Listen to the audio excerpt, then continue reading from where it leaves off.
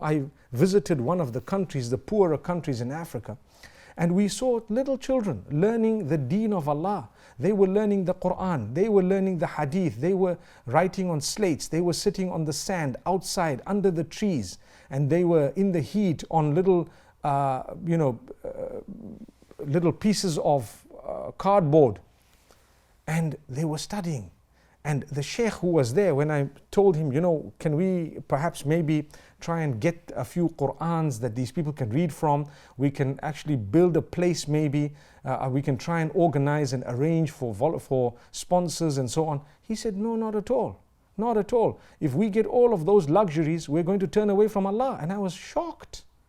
I was surprised. I said, we're offering these people a roof and air condition, perhaps maybe electricity and various other, they don't want it. And I felt so small, because he told me, you guys spend your lives preparing for this life, and we want to spend our lives preparing for the eternal life. And he continued with me, and he says, these children, we teach them the deen and the connection with Allah before we teach them about how to earn money. But I think you guys teach your children, and you're more keen on money and worldly matters than developing their link with Allah. So I told him, no, maybe you don't know much. Perhaps, a lot of us would send our children to the madrasa and so on. We do have a little bit of deen. He says, think about it carefully. I think a lot of what you guys do is just by the way. It's a sideline. Your main feature is to prepare for this world. He's right. As difficult as it was for me to admit it, he's right.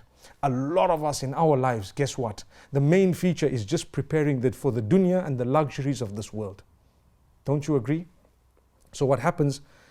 You will go to school, you will do everything, you want to earn, you want to have nice things, but what about your salah? That's not nice. Your Quran, that's not nice. Your knowledge of Arabic, you don't know, but you've read 2,000 other books. Your knowledge of the Quran, you don't know, but you've read 20 massive books at university. Your knowledge of the deen of Allah, you're not even interested. It's by the way.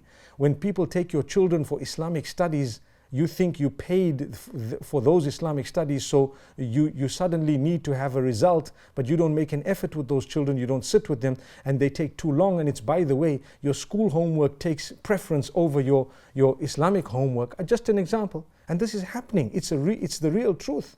So you want to earn the love of Allah, and you're so indulged and engrossed in this world. That's what this hadith is speaking about. The hadith says, "Izhad fi dunya yuhibbuk Allah." Turn away from these things of the world, these distractions of the world. Allah will love you. Because what will happen? You make your focus the deen. Primarily when my kids, grow up, initially I should actually instill in them the deen of Allah. How am I going to do that if I don't have it myself?